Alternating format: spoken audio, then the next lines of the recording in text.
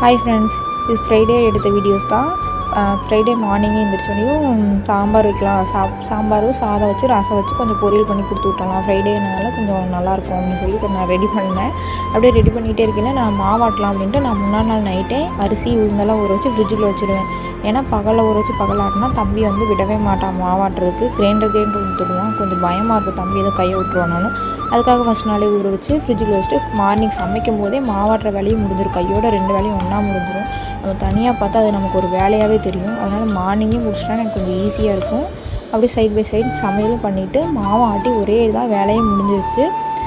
மாவு எடுத்ததுக்கப்புறம் அவங்க அப்பா சாப்பிட வந்தாங்க. அதுக்கப்புறம் டிஃபன் பேக் பண்ணேன். அதில் சாதம், ரசம், முட்டைக்கோசு, சாப்பாடு எல்லாமே நான் முன்னாடி சொன்ன மாதிரி பேக் பண்ணி அவங்களுக்கு கொடுத்துட்டேன். இன்றைக்கி இப்படி தான் மார்னிங் போச்சு. நீங்கள் டெய்லி இதே மாதிரி பார்க்கணுன்னா சப்ஸ்கிரைப் பண்ணி லைக் பண்ணி ஷேர் பண்ணுங்கள். அப்படியே நீங்கள் என்னென்ன சாப்பாடு பண்ணீங்கன்னு கண்டிப்பாக கமெண்ட்டில் சொல்லுங்கள். பாய்.